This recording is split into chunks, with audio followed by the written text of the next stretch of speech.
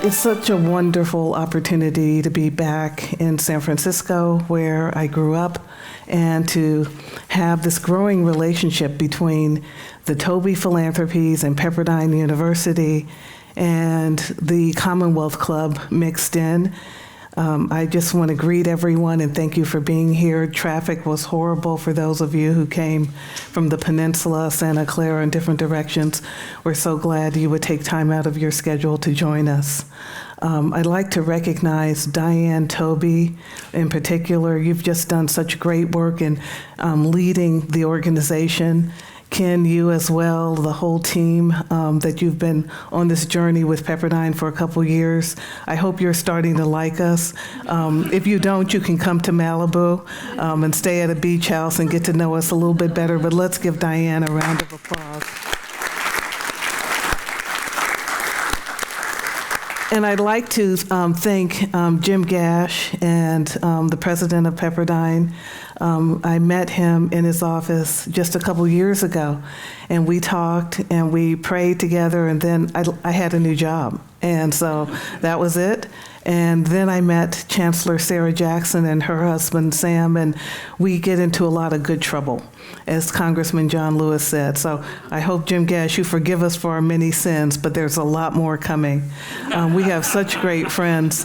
And Shana Penn, you've been just such a good operator, supporter, helping both Diane, the rest of the team, and the board members, the philanthropies, and Pepperdine. We're really grateful. There are people here that I know I'm going to miss someone, but I have to mention Moses Libitsky, who joined us through the Tobys and is now part of a family, maybe dysfunctional, but you're part of a new family, and we're glad to have you. So I'm supposed to figure out the world in this talk, and I'm supposed to do it in 20 minutes or so. I hope someone has a card, because as a professor, I'll just keep going. So you'll just let me know. I can't even see that in the back, so you'll have to really make it clear.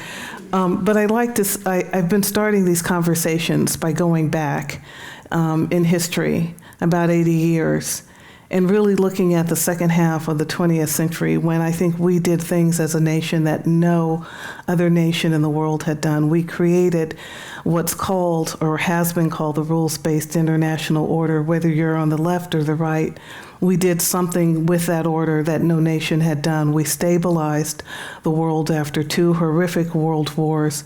We helped win those wars. Perhaps we could have started sooner, but when we joined, we helped our allies and partners prevail. We were the first to get the nuclear bomb, regretted immediately when we used it, never used it again, and then immediately began an attempt to have a nuclear arms control regime that would block nuclear proliferation and help save much of the rest of the world. I don't know if you know, but Dr. Gloria Duffy played a crucial role earlier in her career in the arms control community, helping us understand the theories of arms control, how important it is in the world that we inherited after World War II. I'll talk a little bit more about that in our discussion.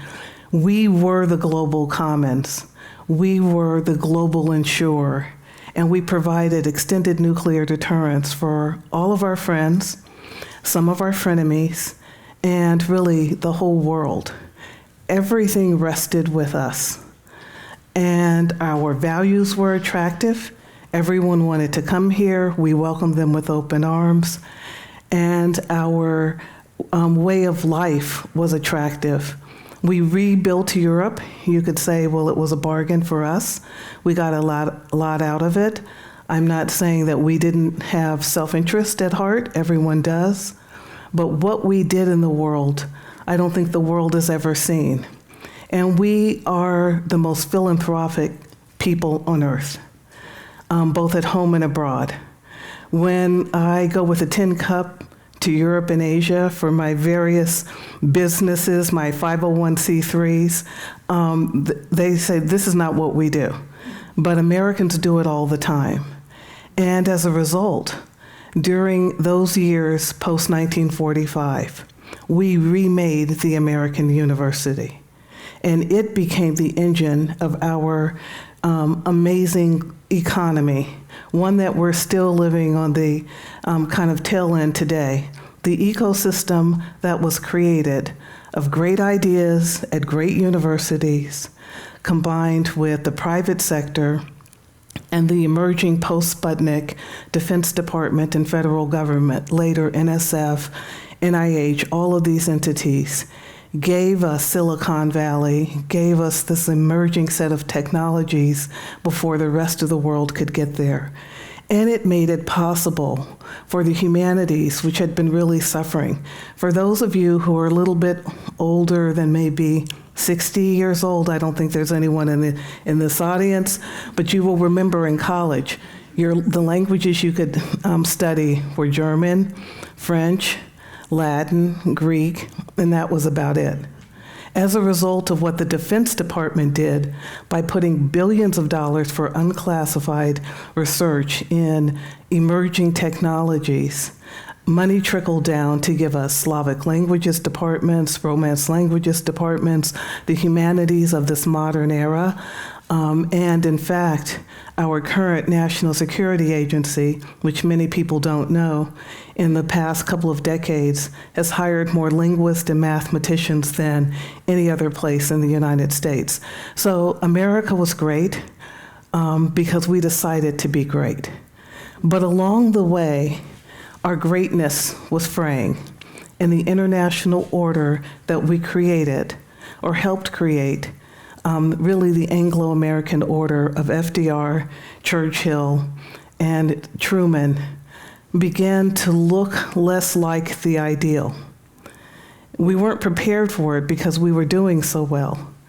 And the incumbent class, like I've been looking for the right word, and in the last couple of days, instead of saying the bipartisan elites, the coastal elites, that seems to upset everybody, so I say now the incumbents.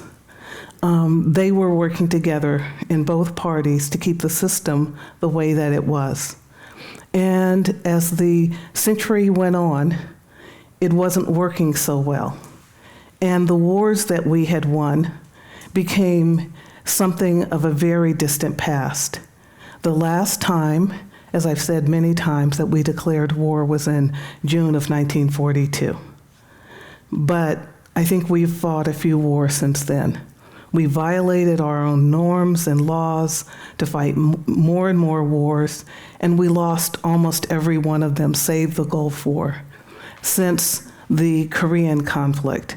And many of those conflicts are in stalemates as a result partly of what we did and decided.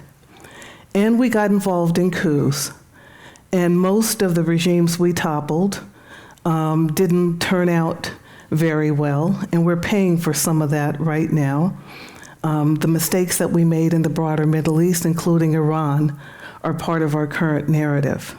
But the incumbent class wouldn't let us talk about the reality of what was happening, and if you did, you were a troublemaker. And so the troublemakers continued to grow in the 20th century. And then in the 21st century, when we got mugged by history with 9/11, they were quashed because we had to mobilize for the global war on terror. But the realities continued to deepen, the structural realities that ultimately led us to Donald Trump in 2016. I've said all along he should never have been elected given what the incumbent class wanted. But the structural realities at home and abroad were so glaring by the time he campaigned that many at home and abroad were listening. And he was talking about the very things that the incumbents wanted us to ignore. What am I talking about? So we had this amazing international order that we formed. But what we missed along the way was that many of those rules-based liberal order folks did not understand that most of the world was not included in the very system they were creating. That's what we now call the Global South. They were confined to the non-aligned movement. Well, now the non-aligned movement, which started with India and Egypt in the 40s and 50s, has all grown up. And those nations are, some of them politically fragile, but they're also politically mature.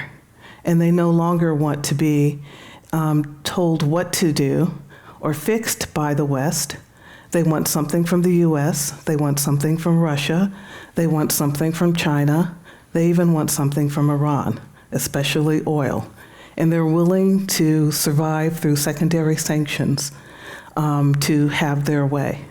That's not the world we were prepared for, that's not the world that we understood. But it wasn't just that. We also looked at large parts of the world as irrelevant, like the Western Hemisphere. Now we have a region of the world headed toward 1 billion people with dozens and dozens of democratically elected socialist regimes or progressive regimes or regimes that just don't like us. And we had something called the OPEC crisis. Some of you may be old enough to remember that in the 1970s. We couldn't figure out what that meant, but it meant the coming power of the global South. It did not just mean that the petrostates had a seat at the table. Then we had the Iranian Revolution. But I also think we forgot about the October War, which is relevant for right now, 1973. Israel once again attacked, and we had no forward presence in the Middle East as recently as 1973. We couldn't even figure out for our military commands where to put the Middle East because we wanted to ignore it. Should it be in European Command? Should it be in Pacific Command? And then we had to go on nuclear alert, DEFCON 3, as a result of that conflict because we had no way of really being engaged.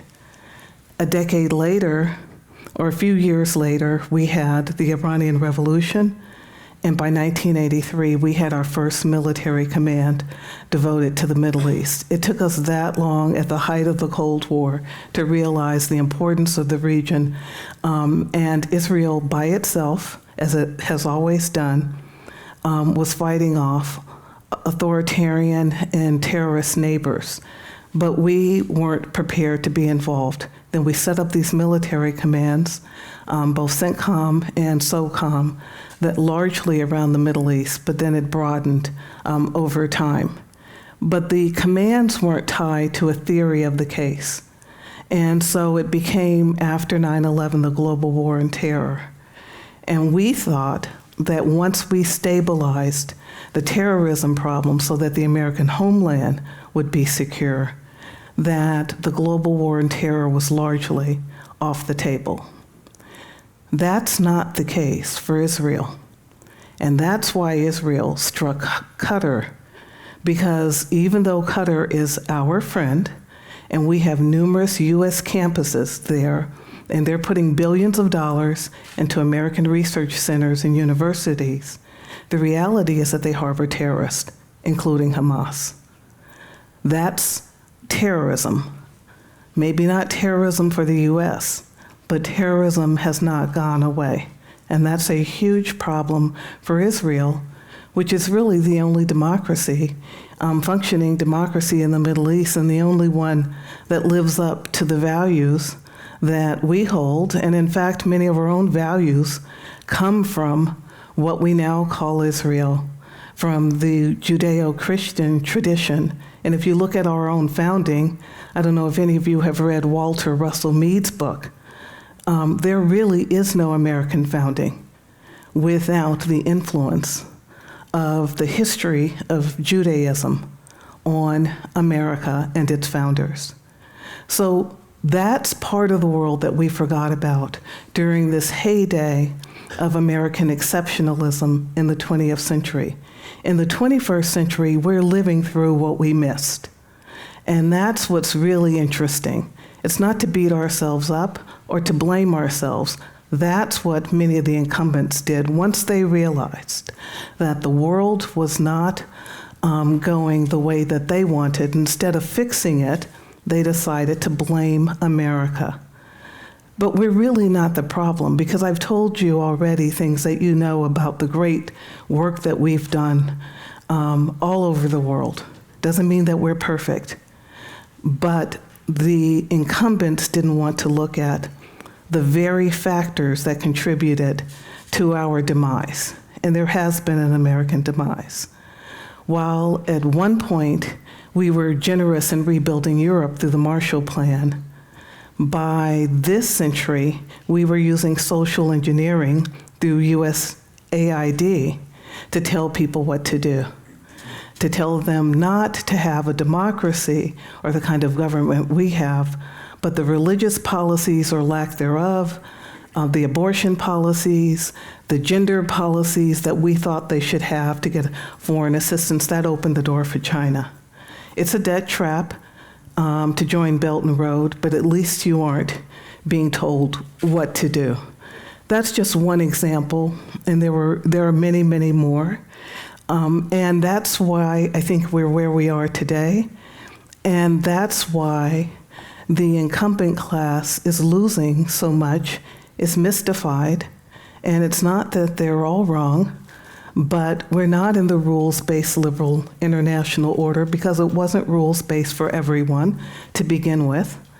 And furthermore, those who were left behind are bigger for our future than they were in the past.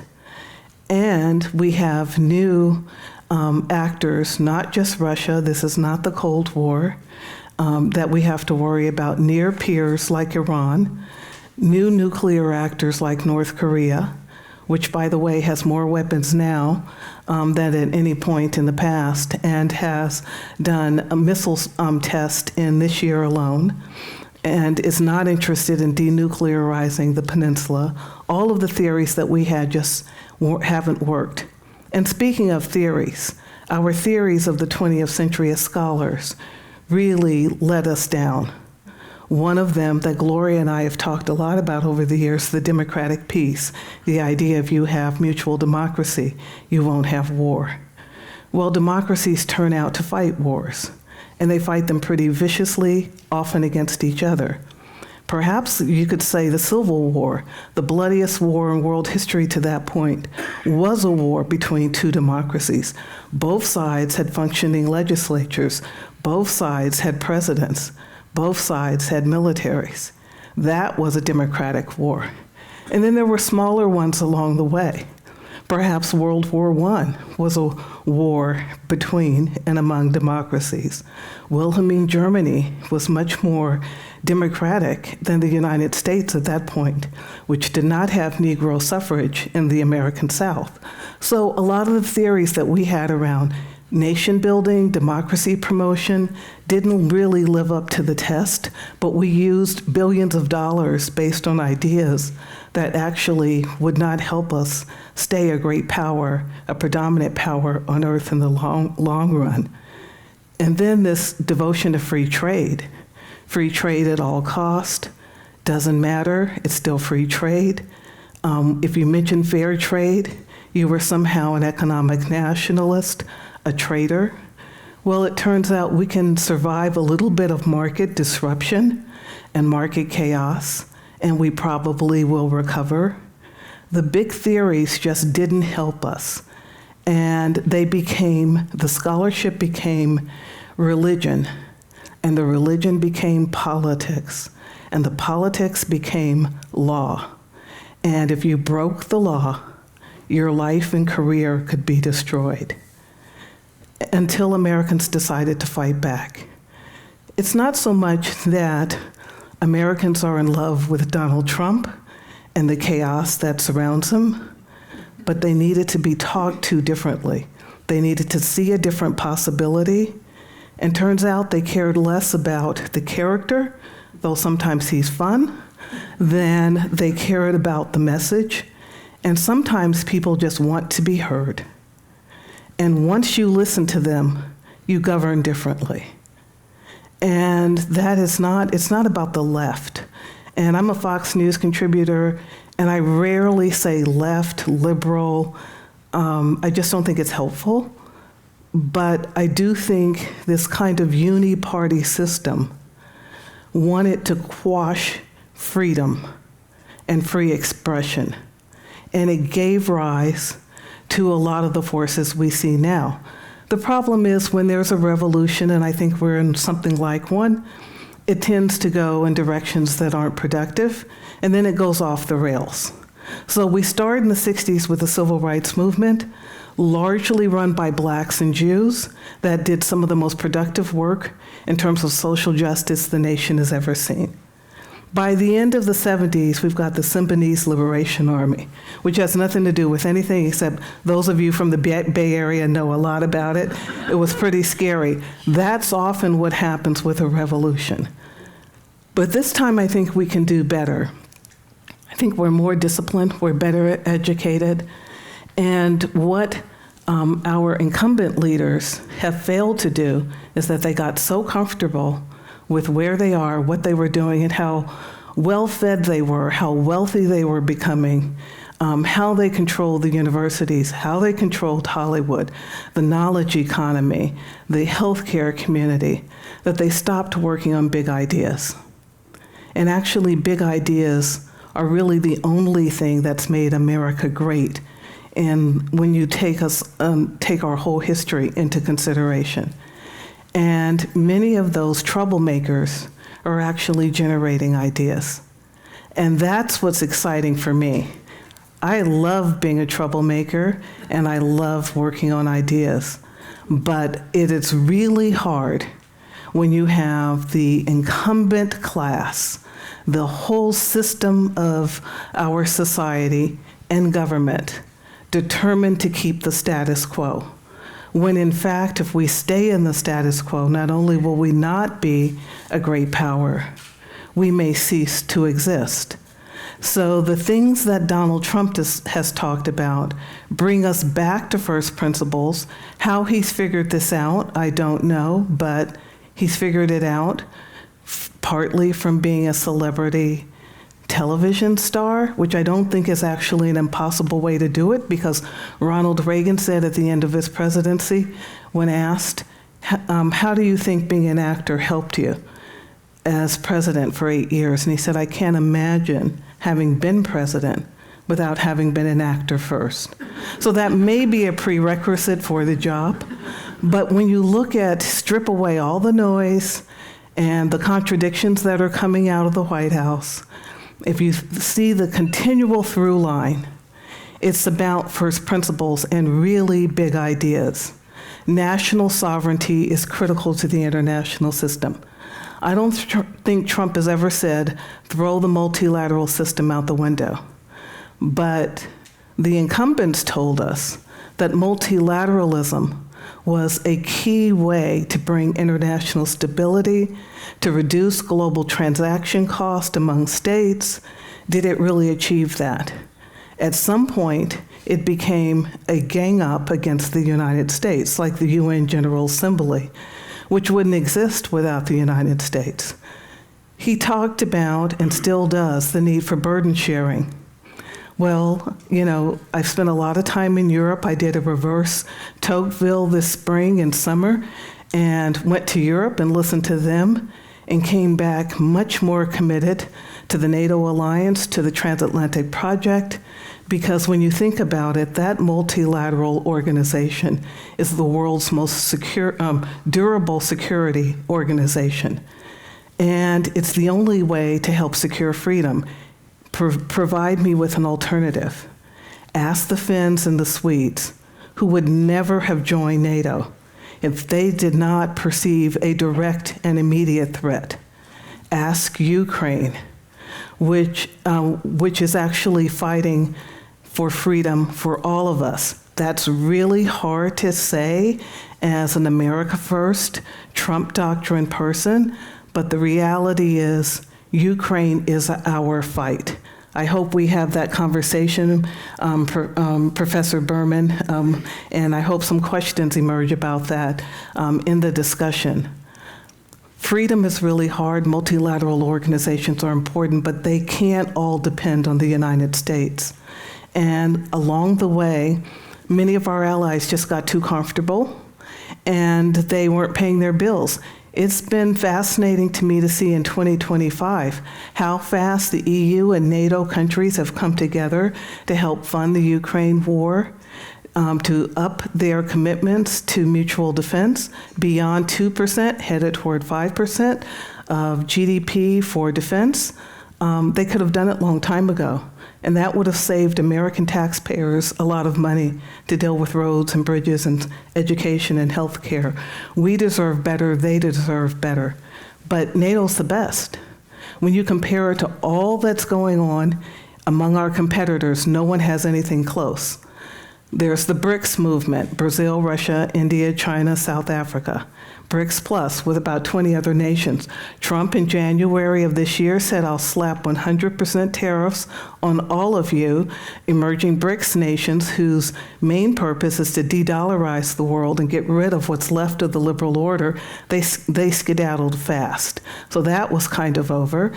Then there's the Shanghai Cooperation Organization, which just had its summit a few days ago. That's how Russia and China try to organize the rest of the global South. SCO is no NATO, SCO is no EU.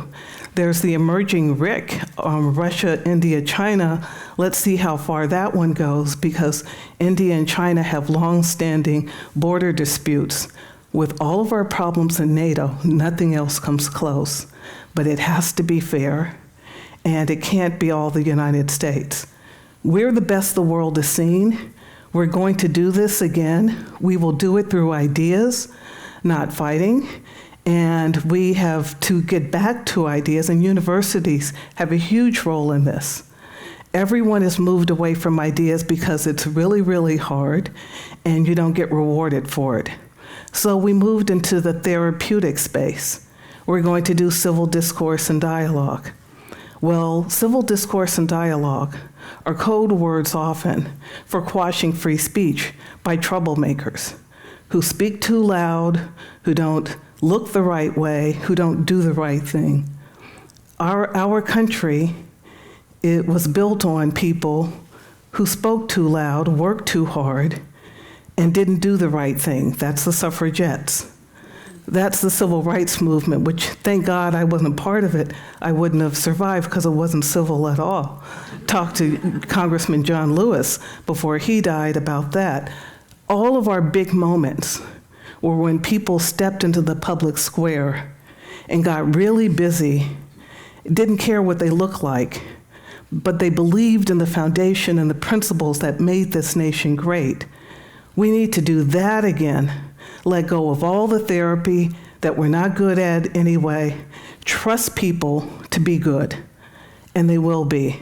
This nation has so much goodness in it, in the bloodstream, that if we unleash it again through ideas grounded in freedom and faith, and not the religion of politics and the incumbency, but the real religion, I think we'll have a different world. I don't know if I'm supposed to stop. No one has told me, but I can keep going unless you tell me to stop. Am I to stop? Thank you. About 5 minutes left, and that's good to know, because I want to say a few more things, which could be longer. You know, when I think about, I've told some negative lessons, but there's some positive lessons from the second half of the 20th century that we need to get back to. And that's why I turn to what Gloria Duffy did early in her career. Trump wants to jump to denuclearization. He has a deep allergy to nuclear weapons. I get it. We're done really fast if there's a nuclear war.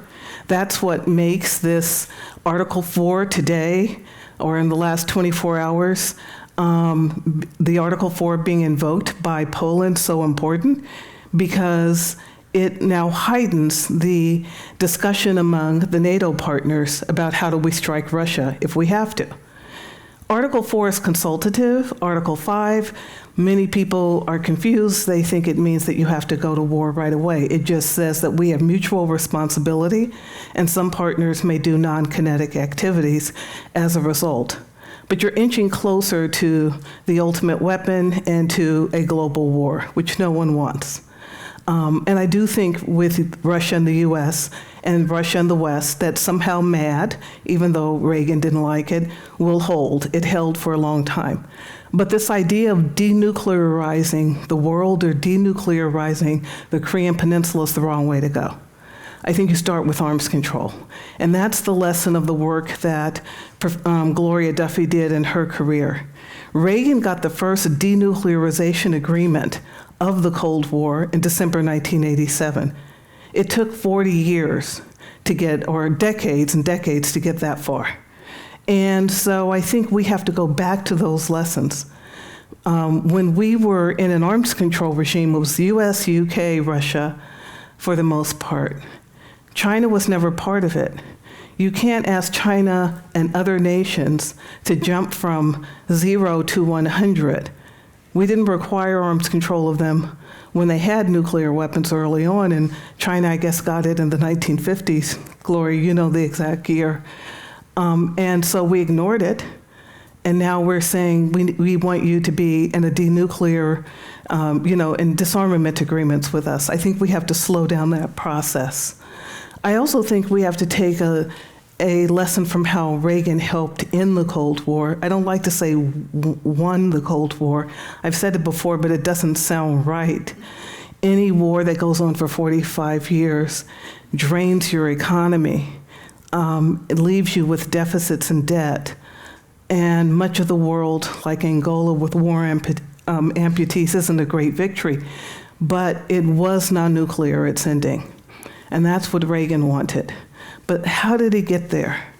The way that he got there wasn't through bombs and bullets and trade and commerce. It was through religious liberty. And his first major victory at the height of the renewed Cold War was having 7 Pentecostals released from the US Embassy in Moscow. And he never crowed about it. We learned in 1990, after the Cold War was over, that religious liberty, including the role of the release of Jewish refuseniks in the Soviet Union, was a big part of confidence-building measures for the end of the Cold War. So we take on more work on religious liberty at the level of the White House. It has to happen there, or it's not going to work.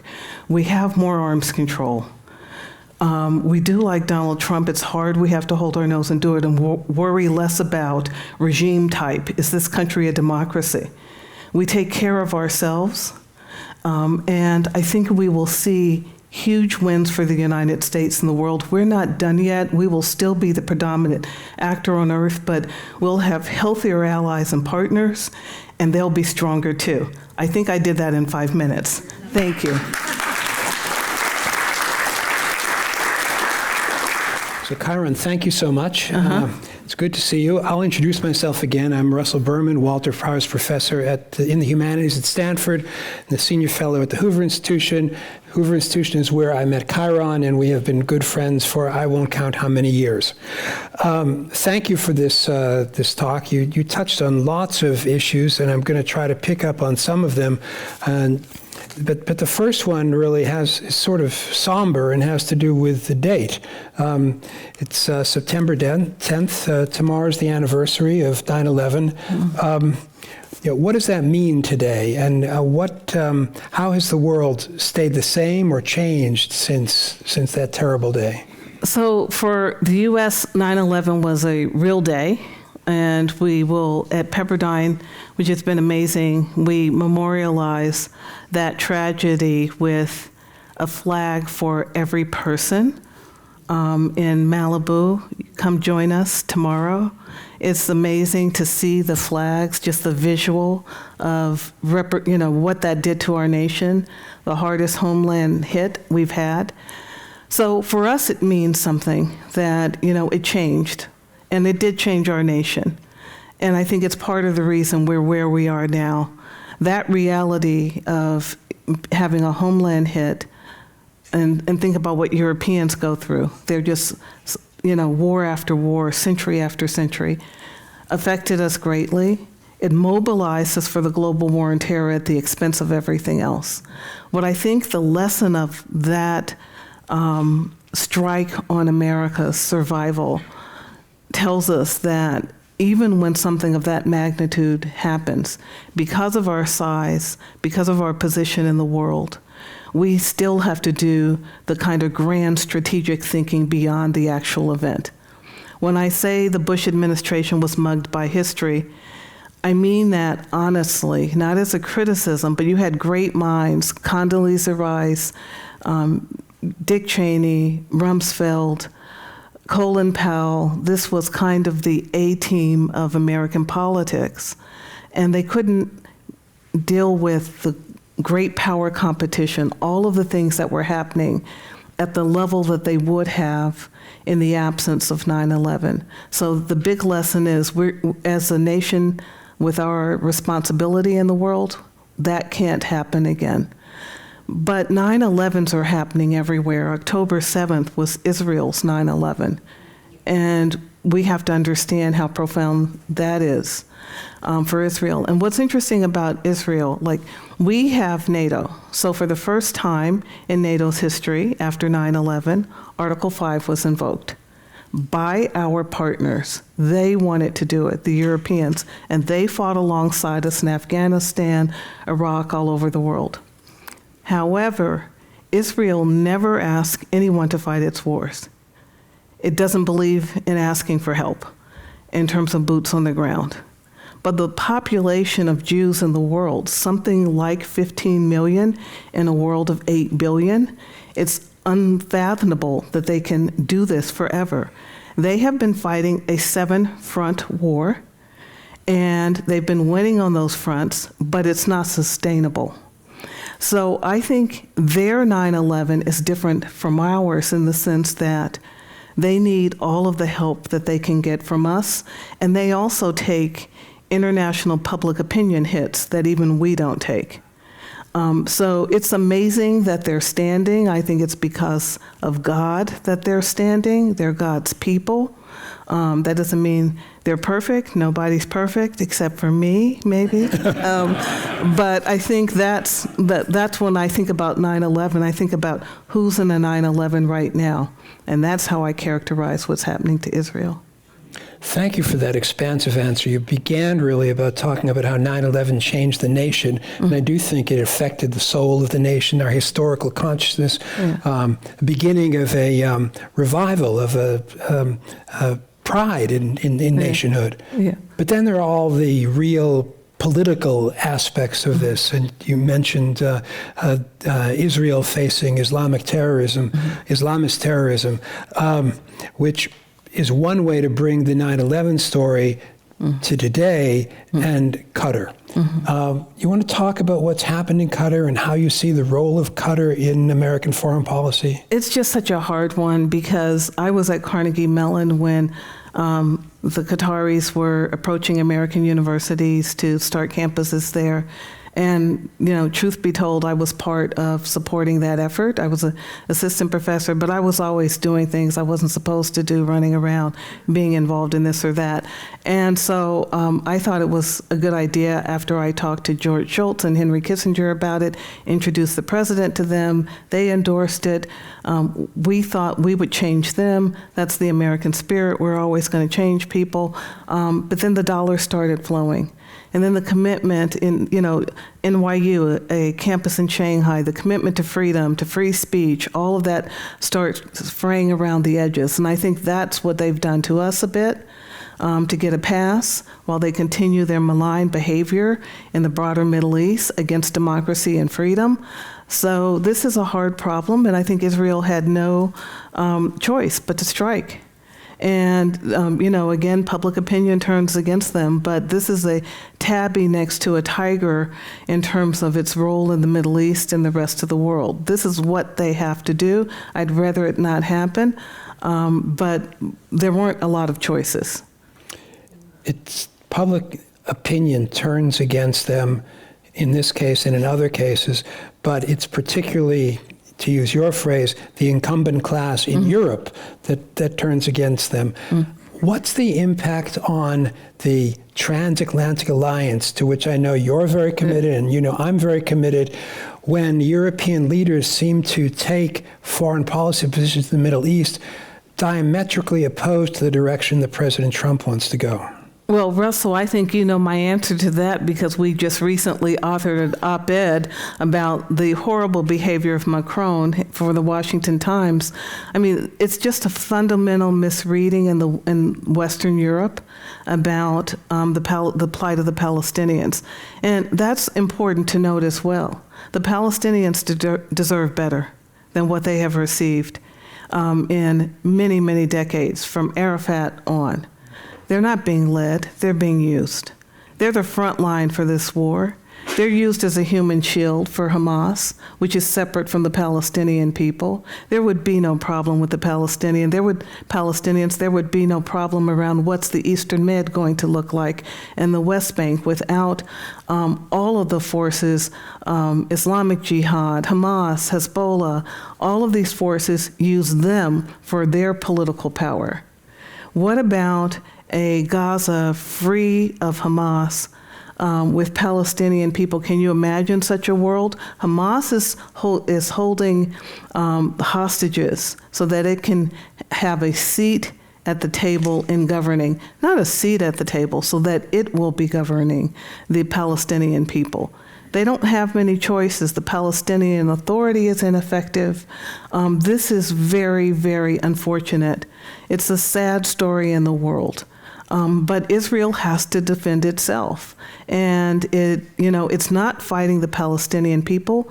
And when the only statistics we have come from the Hamas authorities or their allies, that 64,000 people have been killed, Palestinians, in this war, and they blame it all on Israel.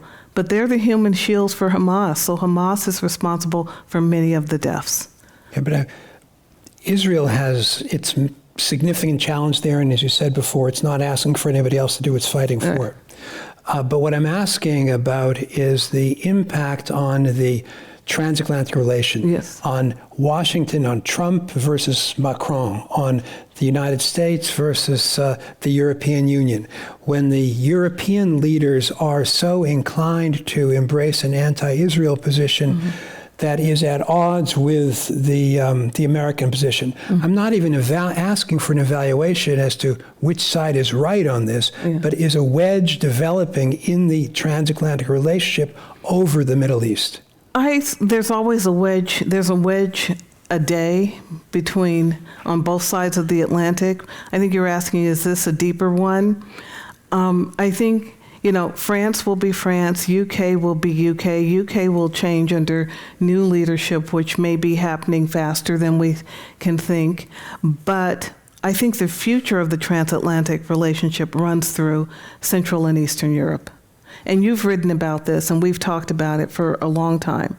It was, as you said, Rumsfeld's conception of the old Europe being Western Europe and the new Europe being Central East. That's turning out to be true. That was probably his biggest insight into world affairs, and they're holding the line for freedom. Poland, can you imagine a Europe without Poland?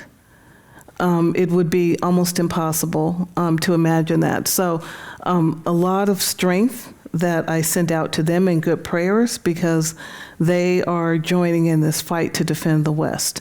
I think with Western Europe, and I try to understand their position, all of these nations have suffered many more wars than we have, many more invasions than we have. We don't know what it's like. And the devastation of, I think, World War I think they're still living, and we are too, but they in particular, in the shock and trauma of the war to end all wars. What it did to, I think, the psyche and soul, the expectations of many good-meaning people. It gave us pacifists, it gave us socialists, and they haven't recovered. And the fact that they distrust war or kinetic conflict, I kind of understand it, but the reality is that the first law of nature is self-preservation, which means sometimes you're in the jungle. And I don't think that's what they're prepared to have that conversation. So I agree with that analysis, but let me give you my take on this. A big divide between Western Europe and Eastern Europe, between old Europe and new Europe in Rumsfeld's terms, is that the West Europeans in general, and I generalize here, tend to read the 20th century as the tragedy of nationalism. And one has to overcome nationalism and give up on national identity in order to form the European Union, which has been a success as a market. The Central Europeans or the East Europeans lived through those wars, but they also lived through the years of communism and through the efforts of the Soviet Union to suppress their individual nationhood. And they got it back after 1989, and they're not eager to give up on that, their national substance, their histories, their values, their religions. And therefore, there's a strange, unexpected affinity, I believe, between the insistence, the recognition on the importance of national sovereignty in that core of nations east of Germany, and Donald Trump, and Donald Trump's emphasis on the priority of sovereignty as the principle of foreign policy. I agree. Yeah. And, you know, for Trump, if you read his first two UN General Assembly speeches, I say this over and over, 2017 and 2018, all about national sovereignty. He brought that conversation back. It was a very theoretical look at the international system to say there is no rules-based order if there are no national borders, if there's no political and territorial integrity. The Eastern Europeans get it, as you said, because they've lived it. The recent, very recent life under Russian Soviet communism is still fresh in their minds, and many are still, who fought against the Soviets are still alive. Yeah.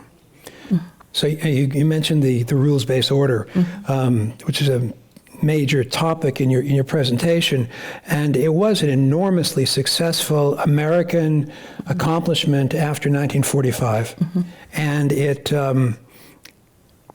one could say peaked or rose to new heights after 1989 with the collapse with the opening of the Berlin Wall and the collapse of the Soviet Union a year later.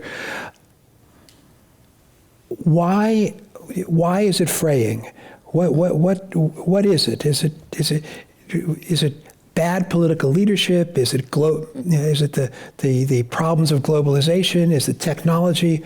Why is it gone? Well, if I had all the answers to that, I'd get a Nobel Prize before Donald Trump will get one, I think. But I do think that it's there are multiple factors for why. I think it never was. It quickly became less than it was supposed to be. And so when Eisenhower talked about the military-industrial complex, and he warned us of that as he was leaving office, he was really talking about the abuses of the rules-based international order. I think the abuse started happening pretty quickly. There was no war machinery, really, before World War I.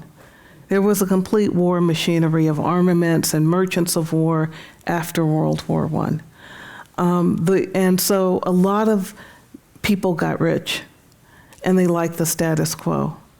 And that's hard to say. And they got comfortable. And that, to me, is a really big factor, and the reason that the attacks on Donald Trump have been so severe. A lot of this is about life and death for people, their way of life. And so we didn't live up to our own order. Amazing principles, universally salubrious if we could pull them off, but that's not what actually happened. And I think our blind spots around the developing world were extremely dangerous, and we're paying for that now. And they're ready to strike, and they don't really like us, and that's a problem. Does the State Department, does U.S. foreign policy have enough bandwidth directed at, let's say, Latin America, Africa, South Asia? No, because it's very small.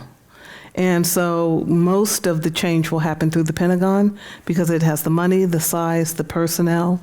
But also at state, there's a lack of imagination for the most part because career advancement, as you know, having been a senior State Department official alongside me, you don't advance in your career as a civil servant if you think outside of the box.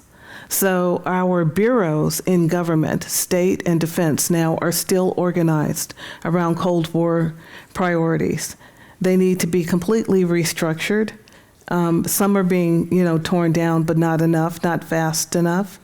And we have to kind of look at a new geography. There's a whole new world out there, and states look at themselves in different ways. We look at them the way the Anglo-American world and the European colonial powers carved them up decades, if not centuries ago. And that's how we're organized. So we're not ready for the coming power. And that's why a disruptor like Trump may put a dent in all of this. But this is extremely difficult, and it could fail. Okay, let me throw you a curveball by coming to a topic that you really haven't mentioned yet, but one that I know that you're very familiar with. In your presentation today, you've covered a lot of history. You've talked about the moment of FDR and Truman. You just mentioned Eisenhower. And of course, we're also talking about Donald Trump and his second administration. Sort of right, pretty much in the middle there was the Reagan presidency. And you know a lot about Ronald Reagan. How does his vision of the world somehow fit into that big map between 1945 and today? You know, I think Reagan, many have tried to say that Trump is a new Reagan. I'm not sure about that, but I think he was made possible because of the hard work in the 60s and 70s in particular, even the 50s, of intellectuals and policy people. The early Hoover Institution, American Enterprise Institute, Heritage, some of the work that they did really became the basis for Reagan's presidency. So I'm sure all of you have heard of Project 2025, and I have to admit I was part of it. But the earliest version of it, the Mandate for Leadership, was 1980 out of Heritage.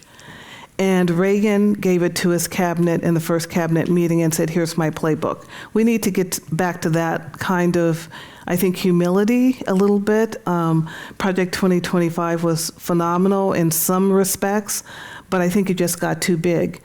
Reagan was really driven by ideas. And that, to me, was my big insight in finding his original handwriting and how many presidents are really driven by ideas. It turns out that most are, once you really study them closely, especially through the archives. And the ideas that he believed in worked for that moment. Free markets, freedom of navigation. He believed in these big ideas.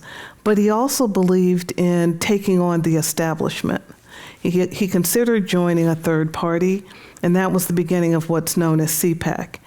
And his hypotheses were at odds with the establishment, and they were heresies. And I said this very thing in this room, or one of the rooms of this building, when one of the first Reagan books came out, and Gloria insisted I come and give a talk.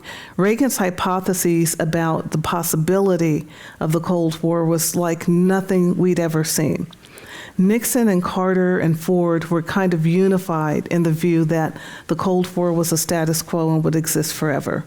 Reagan had one line about the Cold War when asked in 1978 by Dick Allen: "We win, they lose." And he went on to explain how we would do that without nuclear war, and it actually happened. That, in a way, relates to Trump, kind of big ideas, simplistically stated. That rarely happens, and that was Reagan, and we see some of that in Trump.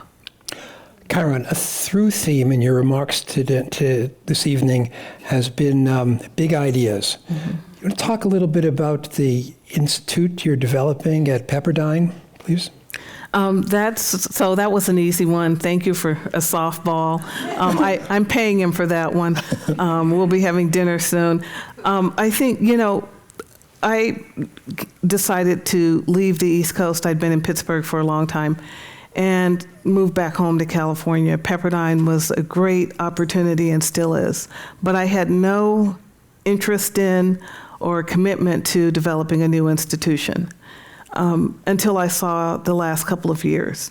And if you believe in America, you believe in ideas, you believe in our thought process, and you believe in universities, and we have to still believe them despite all that's happened since October 7th. What's been important for me with Pepperdine is that there is an openness without being I don't know how to put it without being strident, about faith and freedom and its role in our democracy, about different ways of thinking about our future in the world. And for me, this idea of new geography is important. And Jim Gash said, link arms with me, let's build a new institution, let's make it as great as some of the best in the world.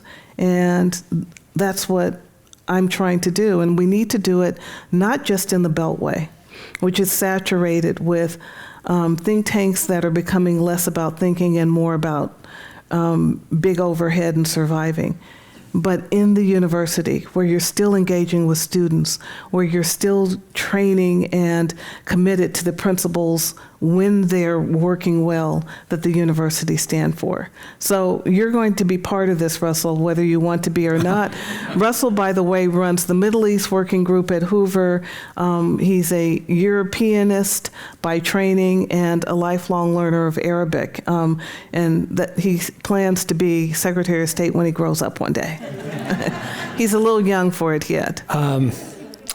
Thank you. I look forward to see how your project at Pepperdine prospers. But now I'm turning to this stack of wonderful questions from the audience. We're not going to get through all of them, but let me begin really picking up on this issue of ideas. What gaps have you witnessed between academic international relations theories and their real-world applications? How did professors get it wrong? I think that line that I just wrote today, which I'm going to try to weave into something wherever I go, that our scholarship became religion. Our religion became our politics. Our politics became laws. That's where I think they got it wrong. We took ourselves too seriously, and we stopped being scientific. Like, the essence of being a scientist is pretty straightforward. You're constantly generating new questions, more hypotheses, and your biggest aspiration is to see how variables interact. Much of what we were doing wasn't about that. It was us talking to each other about how great the West was, and most of our theories, including the democratic piece, happened to be about where America was at that time. It is true that between 1945 and 1990, there were few, that the democratic piece probably worked, but maybe there was explanatory overdetermination. Maybe it was that the world was bipolar. Maybe it was really that there was the presence of nuclear weapons and no one wanted to fight. But we didn't really rival hypothesize across the board in the way that I think we needed to. That's the failure of the academy, is that everything becomes religion-like and then law-like, and then we stop learning. And what I like about teaching is that students aren't tied to theories yet or to certain ideas. So they'll ask basic questions that take you back to the beginning of science, and they make you more scientific. But when they're afraid to ask those questions, you know something's wrong. I remember once at CMU, I think it was around the G20 that was held, President Obama's first G20 was held in Pittsburgh. And we were having kind of sideline events. And one student stood up, a computer science or engineering student, and said, what if the climate science is just wrong? And that was a really bold thing to ask at an engineering and computer science school where everyone believed that the climate research was in fact science. That should not be a question that any student should be afraid to ask. That's when you know that we're failing. And I think the failure of the academy is the failure of the country. Yeah. I think the failure of the academy has involved in recent years an atmosphere of fear to ask heterodox questions. Yeah. And I believe that one of the impacts of the Trump presidency is that is beginning to thaw. Yeah. But it's not over yet. To what extent do soft power moves influence the global world order in this modern era? Soft power was one of the big ideas of this era. Yeah. Is it enough? Does it? Well, I think it's really important, and thank you for mentioning soft power. That's Joe Nye's idea. Yeah. And as Gloria knows, he was my first dissertation advisor, liberal that he was. I saw him this spring and had promised to visit him in Lexington, and then he died soon thereafter. So now I'll be writing in a Festschrift book for him. Soft power was really Reagan. And so when you look at Reagan, I can't think of one president since 1945 until now that made religious liberty a key part of what his presidency, his foreign policy would be about.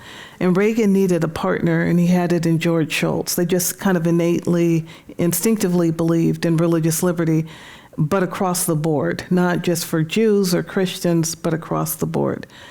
The bureaucracy will never work on that topic. There's no incentive for career advancement at state to be in the Religious Liberties Office, which is maybe on the first floor, if not the basement. So I think that's a soft power aspect. The soft power component of the Reagan presidency won the Cold War. You could say it was the defense buildup, but I think it was the way that Reagan helped unleash freedom in the minds of people. And some things he inherited that he had opposed. And I've thought about this. The Helsinki process of 1975, the Helsinki Final Act, signed by the Europeans, that probably did more to release scientists, Jews, others who wanted freedom from the Soviet Union under an international agreement. And I've thought, could we do a Helsinki process for China? I just don't know. That's a question I'd like us to explore in the new institute. But those components they've been understudied because they're not as interesting as arms control and some of the other things that happened. But those were the ones that I think won the Cold War. You know, Margaret Thatcher said, as the leader in the UK in 1984, well before the Berlin Wall came down, she said, "It's all over but the shouting." And I always wondered what she meant by that the Cold War really ended years before. But she and the Pope and Reagan were as important advocates for what we now call soft power in a way that no one really understood. They believed in people. Once you really believe in people, you want them to be free. And something Newt Gingrich said, I'd like to say that I said it first, but he said it on record, most people tend toward freedom. And if you really believe that, set the conditions for them. And more often than not, they'll do the right thing. And that was Reagan and Thatcher and the Pope and a few others. There's no doubt that the team, Reagan, Shultz, really pushed on religious liberty. Mm-hmm. And then Thatcher, the Pope as well. That defined that era. But let me add, you know that I worked on the Inalienable Rights Commission, and I gave a lot of thought to this. And we were criticized for emphasizing religious liberty, mm-hmm. And as if we were just inventing that. Mm-hmm. But it's important to point out that even Congress has weighed in, and it's established a special office for religious liberty and a special office to combat human trafficking. There are many other rights that Congress could have emphasized.